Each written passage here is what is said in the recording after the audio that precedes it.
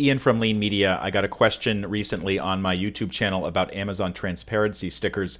Somebody asked, I'm trying to sell products I bought at Walmart and it's asking for a transparency barcode. Do I need to buy these stickers for products I buy when doing retail arbitrage or just when I'm adding my own personal product? So this particular person, apparently she purchased a bunch of stuff from Walmart and then she tried to sell it on Amazon or to send it into Amazon FBA, and she got bounced and they're asking for transparency stickers. So she's trying to figure it out. So there's a couple elements to this particular question. One of them is, what is Amazon transparency? The other part of it is, why is she being banned from actually selling this particular product? And then there's a third issue that this gets into, and that is Amazon's policy around retail arbitrage. So I'll talk about all of these three. I'll try to make it as quick as possible. I've written a blog post about it. It's on leanmedia.org. Click on blog and then search the site for transparency, and you should see this particular post. It's long. It explains everything. But Amazon Transparency is a program that that Amazon lets brands use to protect their items from being counterfeited. Basically, as many of you know, there's been a long-standing problem on Amazon with real goods being counterfeited by the bad guys. They'll go out and purchase something from a supplier in some country that's cheap. For instance, I've seen it happen with books. I've seen it happen with like DVDs and things like that. And a lot of sellers were understandably very frustrated with this and said, well, how can my stuff just be protected from being pirated like that or being counterfeited? And so Amazon came up with this program. Basically, it's a bunch of unique barcodes that fit onto let's see if we can blow this up a little bit. Can't do it that much. So it's a barcode that looks like this, and you put it onto you have to order them from Amazon. It comes to you in a spreadsheet. Then you go to a printer to get them printed out, and they're basically unique 2D barcodes for each unit that you sell. So in addition to having the UPC code or the standard barcode for your product, which is any product that you make, they should have a barcode like that. You get those from GS1. The Amazon transparency barcodes are in addition to a regular barcode. They look like this. You stick them onto each unit you produce for a certain ASIN, and then Amazon knows that, first of all, when products that match the ordinary UPC barcode arrive at the Amazon fulfillment center, they know that it's actually produced by the brand owner and not by a counterfeiter. So it really stopped counterfeiters in its tracks for products that have transparency barcodes. There's a couple of problems with the program, as I describe in this video. I wrote a video. I have a video about it, and I also have a lot of text about it. But the basic problem is, you have to pay for it. This is a problem that Amazon created by not really gating its suppliers and having very low bars to entry. So instead of them taking care of the problem, they're forcing us to pay for it. So I'm not that keen on transparency, but in some cases it's necessary for suppliers to protect their items. So this particular person, she asked, well, how come, I bought some stuff at Walmart, I tried to send it in, and they said it needs transparency barcodes. And that's because the brand owner is protecting with transparency, just so counterfeiters can't copy it, but also so people who just buy this stuff, from Walmart or from some source off the internet just can't send it in and undercut the brand. So the transparency is actually protecting the brand from people like this who are trying to kind of do an end round around the brand on Amazon. The other thing that this brings up is retail arbitrage. She admits that she's using this technique, yet she doesn't apparently know that this is very strictly limited on Amazon. I mean, basically what you need to do when you're buying something when you start selling on Amazon, you should go straight to Seller University. Just Google it, Amazon Seller University. It explains the fundamentals of selling with Amazon and the policies around sourcing.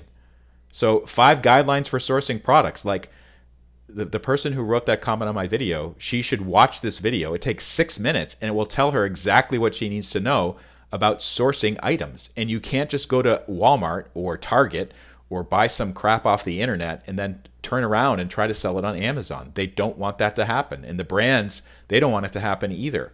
There are some exceptions, and that is if you're working with a verified, legitimate wholesaler or distributor of those items or the brand itself, but you need letters of authorization to do that.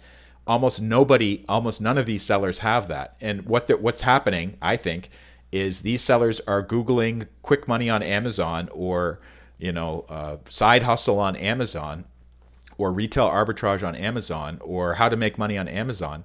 They watch these videos by these people that are basically saying how much money you can make easy on Amazon by retail arbitrage. That is buying something low at a Walmart or the dollar store and then turning around and selling it high on Amazon without telling the people who are watching their videos that this is really